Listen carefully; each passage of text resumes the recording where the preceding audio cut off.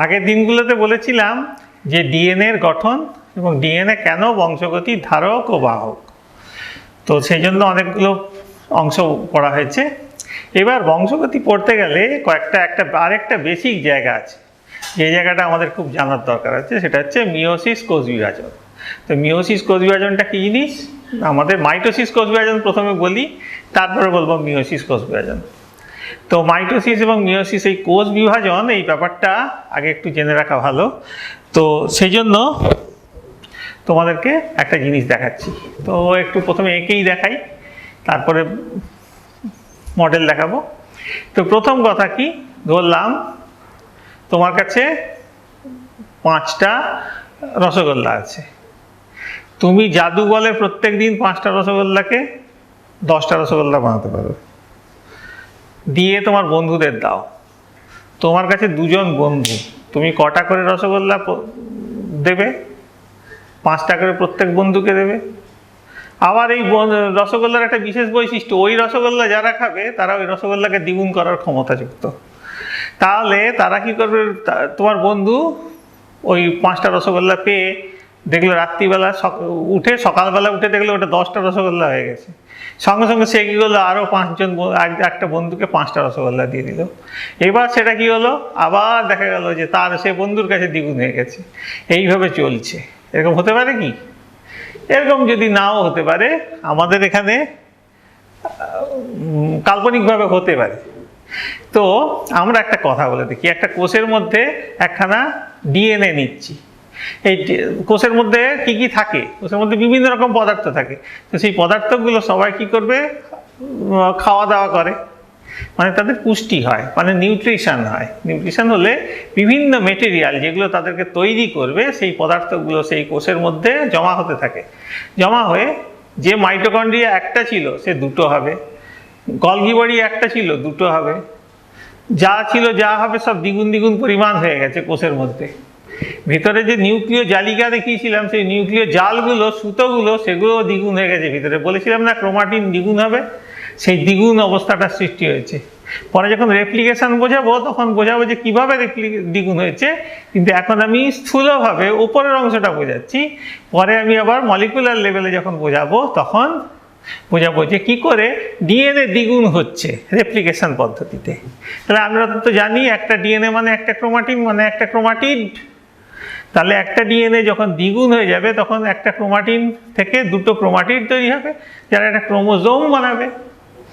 তাহলে আমরা যে পদ্ধতিতে একটা ক্রোমাটিনকে প্রথমে একটা ক্রোমাটিড, মানে 2টো ক্রোমাটিড হলো, 2টো ক্রোমাটিড থেকে কি হলো, 2টো ক্রোমাটিড মানে একটা ক্রোমোজোম হলো। এই ক্রোমোজোমটা ভেঙে গিয়ে 2টো ক্রোমাটিডে ভেঙে যাবে এবং 2টো আলাদা আলাদা কোষে পৌঁছে যাবে এবং তার আলাদা আলাদা অংশে পৌঁছে যাবে কোষটা ভেঙে গিয়ে। এবং সেই অংশ থেকে আবার সেই একটা ক্রোমাটিড আবার তার মধ্যে থাকা সেটা ডিএনএ সে দ্বিগুণ হয়ে যাবে। ফলে কি হবে, আবার তার মধ্যে থাকা যে ক্রোমাটিন সেটা দ্বিগুণ হবে। ক্রোমাটিন আবার 2টো ক্রোমাটিড বানাবে বা ক্রোমোজোম বানাবে, সেই ক্রোমোজোম থেকে আবার 2টো ক্রোমাটিড হবে। তাহলে ঘটনাটা কি হলো, একটা ক্রোমাটিন, তার মধ্যে থাকে একটা ডিএনএ, সেই ডিএনএটা কী হয়ে যাবে, 2টো হয়ে যাবে। আবার কী হবে, 2টো একটা একটা কোষে চলে যাবে। আবার একটা ক্রোমাটিন, সে কী হয়ে যাবে, 2টো হয়ে যাবে, সে আবার একটা একটা কোষে চলে যাবে। এইভাবে চক্রাকারে চলতে থাকবে। এই ঘটনাটার নাম হলো মাইটোসিস কোষ বিভাজন। খুব সহজ ব্যাপার। কীরকম, এই হচ্ছে একখানা ডিএনএ। এই ডিএনএ কি করলো, দ্বিগুণ হলো। দ্বিগুণ হওয়ার পর তাকে তো বাইরে থেকে এত সরু দেখতে পাওয়া যাচ্ছে না। সেই ডিএনএ কত সরু বলো তো? ডিএনএ প্রচণ্ড সরু। আমাদের এক একটা কোষের মধ্যে এক একটা যে ক্রোমাটিন থাকে, সেই ক্রোমাটিনে 6 ফুট আকৃতির ডিএনএ থাকে প্রায়। তো সেই 6 ফুট আকৃতির ডিএনএ আর 100 গ্রাম ডিএনএ যদি আমরা পাই, তাকে যদি পরপর জুড়ে দিই তাহলে সেটা চাঁদ অবধি পৌঁছে যাবে, এত বড় লম্বা হয়ে যাবে। তাহলে যাই হোক, একটা ডিএনএ 2টো ডিএনএ তৈরি হলো, একে বললাম রেপ্লিকেশন।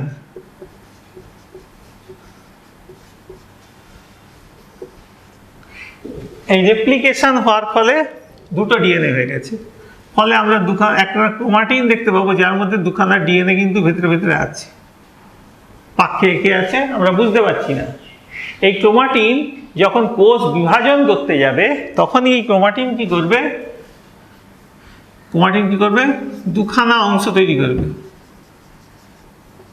এটাকে আমরা বলবো ক্রোমোজোম। তারা জুড়ে থাকবে একটা অংশে, তার নাম সেন্ট্রোমিয়ার। একটু আগে আমি দেখিয়েছিলাম ক্রোমোজোমে সেন্ট্রোমিয়ারে তারা জুড়ে আছে। এইবার এই অংশটা খুলে আলাদা হয়ে যাবে, একটা দিকে চলে যাবে একটা ক্রোমোজোম, আরেকটা দিকে চলে যাবে আরেকটা ক্রোমোজোম। তারপরে কি হবে, তাদের বাইরে একটা এরকম আবরণী তৈরি হবে, একে বলা হবে, দিয়ে আলাদা দুটো কোষ তৈরি হবে। এটা হচ্ছে মাইটোসিস, কোষ বিভাজন। আবার এই যে ক্রোমাটিড, তার থেকে খুলে গিয়ে এরকম ডিএনএ, সে আবার এরকম দুটো, আবার তার থেকে এরকম ক্রোমাটিন, দুটো ক্রোমোজোম, দুটো কোষে চলে গেছে। আবার এটা থেকে আবার একটা এরকম আলাদা করে আমি ভাবতে পারি এরকম ডিএনএ, তার থেকে একটা ডিএনএর কপি, তার থেকে আবার তৈরি হবে ক্রোমোজোম, ক্রোমোজোম থেকে আবার একটা করে এরকম, আবার এইভাবে একটা থেকে দুটো, দুটো থেকে চারটে, চারটে থেকে আটটা, আটটা থেকে 16টা, এরকম করে পরপর পরপর পরপর সংখ্যা বাড়তে থাকবে। এইটা হচ্ছে মূল ঘটনা। একটা ডিএনএ দুটো ডিএনএ নিয়ে পরিণত হলো, তারপর দুটো ক্রোমোজোম, একটা ক্রোমোজোম হলো, ক্রোমোজোমের দুটো ক্রোমাটিড দুটো দিকে চলে গেল, আবার একটা থেকে আবার ডিএনএ দ্বিগুণ হলো। এই সহজ কথা। এই যে ঘটনাটা, এই যে চক্রাকার অংশটা, একে আমরা বলে থাকি কোষ চক্র। আচ্ছা, এই ঘটনাটা তো এরকম আমি যেমন বলে দিলাম তেমন হয় না, একটু ধাপে ধাপে ধীরে ধীরে হয়। তো এই যে ধাপে ধাপে ধীরে ধীরে হয়, এটাকে আমরা বলে থাকি কোষ চক্র। এই যে ধাপে ধাপে হয়, প্রথমে ডিএনএ থেকে ডিএনএর কপি হওয়া, এইটা একটা ব্যাপার। তাহলে আমি প্রথমে একটা জিনিস শুরু করি, আস্তে আস্তে ধাপে ধাপে। প্রথমে ডিএনএ থেকে, একটা ক্রোমোজোম থেকে তার কোষ বিভাজন ঘটে গেছে। ঘটে যাওয়ার পর তৈরি হয়েছে একটা ক্রোমাটিড। এই ক্রোমাটিড কি হয়েছে না, পাকিয়ে গেছে। এটা কোষের মধ্যে নিউক্লিয়াস তৈরি করেছে। এই কিছুদিন স্থির অবস্থায় থাকবে কোষ বিভাজনের আগে, তাকে বলা হবে গ্যাপ 1 দশা। গ্যাপ 1 দশা। এই গ্যাপ 1 দশার পরে সে যাবে কি সংশ্লেষ দশায় বা সিনথেসিস দশা। সিনথেসিস, এই সংশ্লেষ দশা মানে গ্যাপ 1 দশার মধ্যে কি চুপ করেছিল না, সে সমস্ত রকমের যে উৎসেচক, প্রোটিন, সেগুলোকে ঠিক করছিল, এনজাইমস, প্রোটিন, সবগুলোকে ঠিক করছিল কিভাবে ওই ডিএনএটাকে, তার ভেতরের ডিএনএটাকে দ্বিগুণ বানাতে পারে এবং ভেতরের পদার্থগুলোকে আরো সংশ্লেষিত করতে পারে, ডবল করতে পারে। সেই জন্য সে কি করছিল, এতদিন প্রিপারেশন নিচ্ছিল। এটা একটা প্রিপারেটরি ফেজ বা প্রস্তুতিমূলক দশা। তারপরে এলো কি সিনথেসিস দশা, যেখানে ডিএনএটা কি হলো, দ্বিগুণ হয়ে গেল, কিন্তু তারা জুড়ে থাকলো পরস্পর একটা পয়েন্টে। তারপর ঠিক হলো, এই যে জুড়ে দ্বিগুণ হয়ে যাওয়া ডিএনএটা জড়িয়ে জড়িয়ে আছে, সে কি করলো, ঠিক করলো আবার একটু ওয়েট করি, কোষ বিভাজন করার জন্য সে কি করবে, একটু ওয়েট করবে, মানে তার বিভিন্ন প্রস্তুতি নেবে, বিভিন্ন এনজাইমস, প্রোটিনস, মিনারেলস, যেগুলো সহযোগী, সেগুলোকে সবাইকে জড়ো করবে আবার কোষ বিভাজন ঘটনাটা ঘটানোর জন্য। এটাকে বলবো গ্যাপ 2 দশা। এরপরে সে কি করবে, বিভাজন শুরু হবে। বিভাজন কথার অর্থ, এগুলো দেখতে তখন এরকম সরু সরু সুতোর মতো। এইগুলো প্রথমে কি হবে, প্রথমে প্রোফেজ, মেটাফেজ, অ্যানাফেজ, তারপরে এই যে টেলোফেজ। এই দশার পরে আবার আসবে গ্যাপ 1 দশা, সিনথেসিস দশা, গ্যাপ 2 দশা। তোমরা মাধ্যমিকে এটা পড়েছো। আচ্ছা, এইবার আমি আবার শুধু একটু রিকল করে দিচ্ছি, এই যে কোষ বিভাজনের মধ্যে যে মাধ্যমিকে পড়েছো, এই যে ঘটনাটা ঘটবে এটা কিন্তু একটা নির্দিষ্ট সিকোয়েন্স ওয়াইজ করছে। যেমন এইখান থেকে যেমন চলছে, গ্যাপ দশায় যাব কি যাব না, গ্যাপ দশা থেকে বিভাজন দশায় যাব কি যাব না, এই যাব কি যাব না, এই অবস্থাটাই হচ্ছে নিয়ন্ত্রিত হচ্ছে। এই জায়গাটা হচ্ছে নিয়ন্ত্রিত হয় কিসের দ্বারা, জিনের দ্বারা, নিজেরই জিনের দ্বারা ওটা নিয়ন্ত্রিত হয়। একে বলা হয় চেক পয়েন্ট, এই চেক পয়েন্টের দ্বারা নিয়ন্ত্রিত হয়। আবার প্রোফেজ দশা হয়ে যাওয়ার পরে মেটাফেজ দশায় যাব কি যাব না সেটাও চেক করা হয়, চেক পয়েন্ট। তো এই যে জিনিসটা হলো চেক পয়েন্ট কি করে, আরো বেশি করে, আরো বেশি তাকে যাবো কি যাবো না এরকম একটা অবস্থা তৈরি করে। তাহলে যদি যেতে না হয় তাহলে কিন্তু কোষ ওই অবস্থায় আর বিভাজিত হবে না, আর যদি চলে যায় তাহলে কোষ বিভাজিত হবে। চেক পয়েন্ট তাহলে কি খুব ভালো জিনিস? তা নয়। চেক পয়েন্ট যদি থাকে তাহলে যে কোনো জীবের উপকার, চেক পয়েন্ট না থাকলে অপকারই হতো। যেমন আমাদের আঙুলের কথাটা ভাবো, আঙুলের এই যে ফাঁকের অংশটা, যে অংশটাতে আঙুল নেই, এই অংশটাতে কি হয়েছে, কোষ বিভাজন হয়নি। কেন না, ওইখানকার কোষ বিভাজনগুলো বন্ধ হয়ে গেছে। তারপর এই অংশের কোষ বিভাজনটা হয়েছিল, তাই আঙুলের মতো হয়ে তৈরি হয়েছে। তো সেরকম ভাবে কোন অংশের কখন কোষ বিভাজন বন্ধ করে দিতে হবে সেই জন্য ওই চেক পয়েন্ট থাকে। আবার ধরো যখন ক্যান্সার হবে, ক্যান্সার হওয়ার সময় ওই চেক পয়েন্টের যে জিন, সেই জিনটাই পরিবর্তন হয়ে গেল। জিনটাই যদি পরিবর্তন ঘটে যায় তখন কি হবে, ওই চেক পয়েন্ট আর থাকলো না। ফলে কি হবে, কোষ বিভাজন চলতে থাকে, এরকম হু হু করে চলতেই থাকবে, খুব স্পিডে কোষ বিভাজন হতে থাকবে। এত স্পিডে কোষ বিভাজন হবে যে তোমাদের সমস্ত খাদ্য বস্তু ওখান থেকে টানাটানি শুরু করবে, এবং সে কি করে পচন সৃষ্টি হবে এক সময়। তারপর কি করবে, অনেক কোষের গুচ্ছ তৈরি হবে, যারা একজন আরেকজনের সঙ্গে লেগে থাকবে না, তারা রক্তের মাধ্যমে বয়ে বয়ে বয়ে বয়ে শিরাধমনির মাধ্যমে পুরো বডিতে ছড়িয়ে যাবে, যেখানে যাবে তাকেই ক্যান্সারাস করে দেবে। তোমাদের সেই রসগোল্লা ডবল করে দেওয়ার মতো অবস্থা হবে, এবং পুরো বডিটাই কোষ বিভাজনে এত পরিমাণে হতে থাকবে যার ফলে কি তৈরি হবে, মানুষ মারাই যাবে। তো একে বলে ম্যালিগনেন্সি। এগুলো তোমরা মাধ্যমিক কিছুটা পড়েছো। এবার আমরা মিওসিস পড়াচ্ছি। এই হচ্ছে একটা ক্রোমোজোম, ক্রোমোজোমে এই দুটো ক্রোমাটিড, এই দুটো একটা ক্রোমোজোম, দুটো ক্রোমাটিড। তোমাদের একটা কথা বলি যে আমাদের এই ক্রোমোজোমের উপরে বিভিন্ন অংশ আছে, বিভিন্ন অংশের একটা বড় ডিএনএ দিয়ে তৈরি একটা ক্রোমাটিড।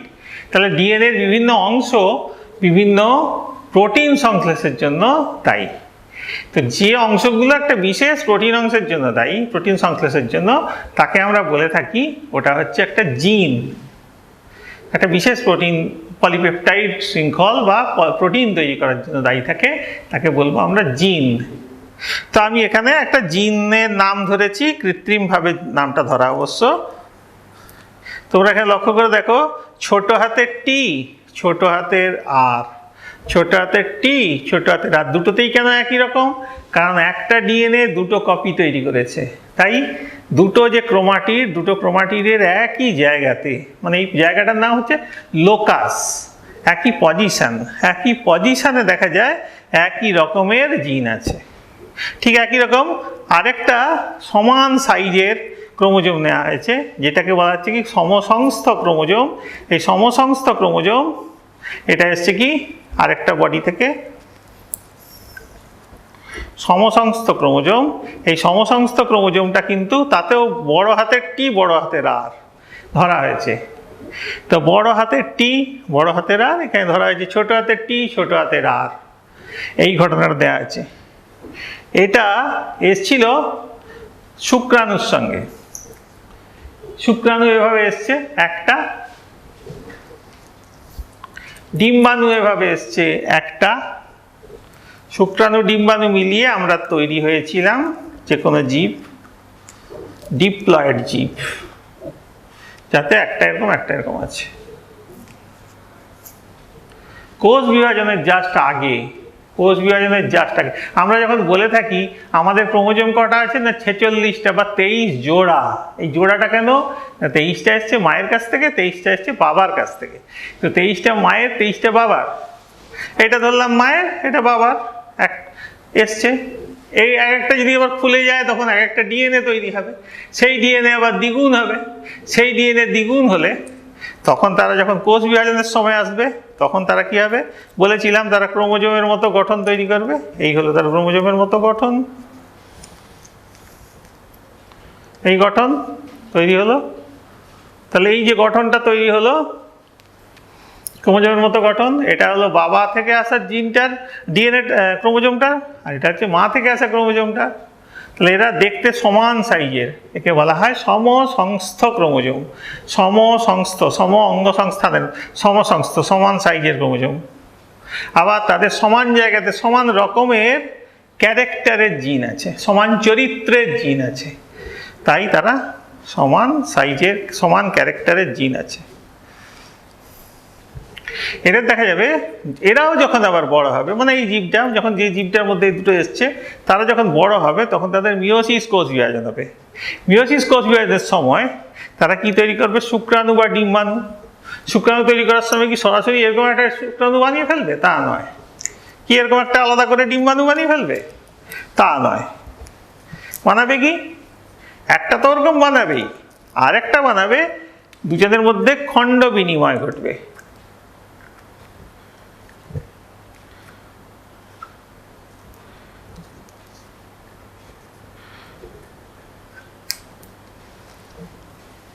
ফলে তৈরি হবে একটা ক্যাপিটাল টি ক্যাপিটাল আর, একটা স্মল টি ক্যাপিটাল আর, একটা ক্যাপিটাল টি স্মল আর, ক্যাপিটাল টি স্মল আর, আর এটা হবে স্মল টি স্মল আর। এই 4 রকমের গ্যামেট তৈরি হবে। 4 রকম গ্যামেট, 4 রকম দেখতে। এই 4 রকম দেখতে হওয়ার জন্য 4টে কোষই হবে দেখতে আলাদা, বিসদৃশ্য। তাই এই ধরনের কোষ বিভাজনকে আমরা বলি বিষম কোষ বিভাজন বা বিসদৃশ্য কোষ বিভাজন, যাতে হচ্ছে কি সাদৃশ্য নেই এবং তাতে কি হচ্ছে হ্রাস বিভাজন ঘটেছে। আমরা যে ক্রোমোজোমগুলো নিয়েছিলাম, দুটো নিয়েছিলাম, প্রত্যেকটাতে আছে একটা করে ক্রোমাটিড। আবার তাহলে এই কোষ বিভাজনটার নাম তাহলে কি? এটা হলো কি? এটা হলো হ্রাস বিভাজন। তাহলে মিওসিস কোষ বিভাজন এভাবে ঘটে। এটা হচ্ছে মিওসিসের মূল ঘটনা। এবার মিওসিসের টোটাল ঘটনাটাকে যদি আমি ভাবি, তাহলে কিভাবে হবে? না, এই হলো প্রথমে একটা ডিএনএ, একটা ছিল, তার থেকে এরকম একটা তৈরি হলো এ বি, তার থেকে তৈরি হলো কি আবার আরেকটা ডিএনএ নিলাম, আর একটা ক্রোমোজোম নিলাম, তার থেকে তৈরি হয়েছে কি একটা ক্রোমোজোম এ বি। এরা প্রোফেজ দশাতে, কোন দশা কিন্তু বললাম? প্রোফেজ দশা, মেটাফেজ দশা নয়, তাই এরা দেখতে এরকম সরু সরু ছবি এঁকেছি। এই প্রোফেজ দশাতে এরা 5টা উপদশার মধ্যে কি ঘটনা ঘটাবে? এদের মধ্যে খণ্ড বিনিময় ঘটাবে। যে ঘটনাটা আমি এক্ষুনি দেখালাম, সেই ক্রসিং ওভার ঘটনাটা এক্ষুনি ওরা ঘটাবে। প্রথম দশায় তারা কাছাকাছি চলে আসবে এবং তাদের মধ্যে একটা বিশেষ ধরনের অংশ তৈরি হবে, নিউক্লিয় বস্তু তৈরি হবে, যাকে বলে সাইন্যাপ্টোনিমাল কমপ্লেক্স।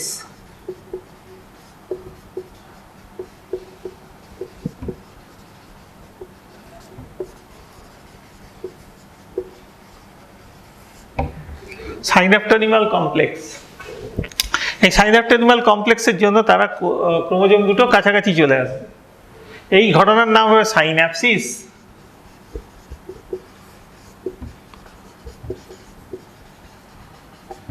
এবং এই সময়ে এটা জুড়ে গেল। এরপরে কি দেখা যাবে?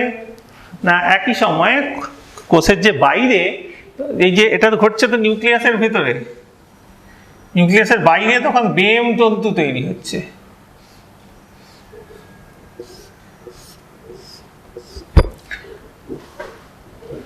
এইটার পরে তৈরি হবে কি খণ্ড বিনিময়।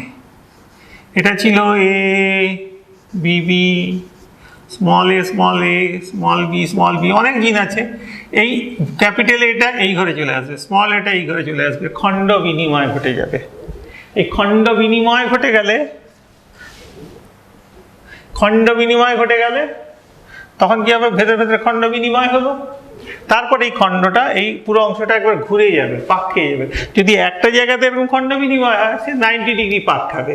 যদি দুটো জায়গায় খণ্ড বিনিময় হয়, সে 180 ডিগ্রি পাক খাবে। পাক খাওয়ার পরে সে কিসে পরিণত হবে? দুটো আলাদা সুতোতে পরিণত হবে, যার একটাতে থাকবে capital A, small A, capital B ধরলাম একটাতে হয়েছে, আরেকটা তৈরি হবে সুতো, যাতে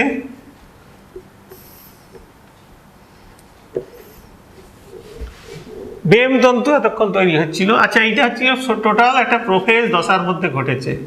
তো প্রোফেজ দশার মধ্যে প্রথমে কি ঘটেছে? কাছাকাছি আসা, তারপর হলো জুড়ে যাওয়া, তারপর হলো খণ্ড বিনিময়, কাছাকাছি আসা, জুড়ে যাওয়া, খণ্ড বিনিময়, পাক ঘোরা, আলাদা হওয়া। কাছাকাছি আসা, লেফটে যাওয়া, লেফটোটিন, তারপরে কাছাকাছি আসা, তারপর কি জুড়ে যাওয়া, জাইগোটিন, তারপর হলো কি পাক দিয়ে জুড়ে যাওয়া, এবং খণ্ড বিনিময়, প্যাকাইটিন, তারপর কি হচ্ছে দুটো আলাদা হয়ে পাক এবং ঘুরে যাওয়া, ডিপ্লোটিন, আর দিয়ে আলাদা হয়ে যাওয়া, ডায়াকাইনেসিস।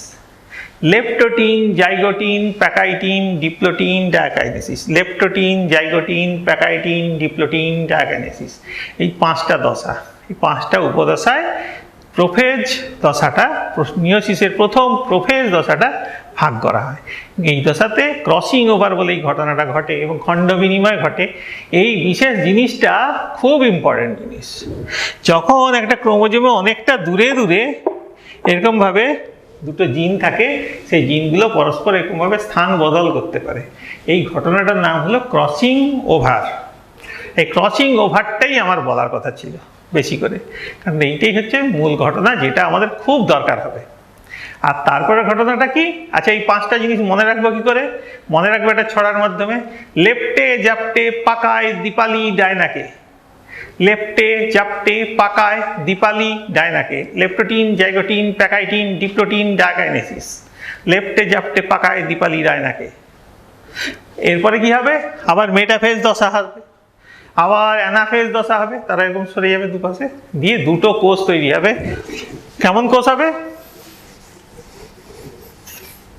দুটো কোষ হবে। একটা কোষে থাকবে capital A, small A, capital B, capital B. আরেকটা এরকম কোষ হবে যাতে capital A, small B, small B. এরপর মাইটোসিস কোষ বিভাজন যেমন ঘটে তেমন দ্বিতীয় কোষ বিভাজন ঘটবে। ঘটার ফলে তৈরি হবে এখান থেকে দুখানা অংশ, একটাতে ক্যাপিটাল এ, ক্যাপিটাল বি একটা কোষ, আরেকটা কোষ হবে স্মল এ, ক্যাপিটাল বি। এখান থেকেও তেমনি দুখানা তৈরি হবে, একটা হবে ক্যাপিটাল এ, স্মল বি, আরেকটা হবে স্মল এ, ক্যাপিটাল বি। তোমাদের যখন মেন্ডেলিজম পড়ানো হবে, মেন্ডেলিজম পড়ানোর সময় যখন এই এরকম গ্যামেট তৈরি হয়েছে চারখানা দেখানো হবে, তখন বুঝবে সেটা ক্রসিং ওভারের জন্য হয়েছিল। তো এইটা আজকের পড়া, তারপরে আবার পরের দিন পড়া হবে মেন্ডেলিজম।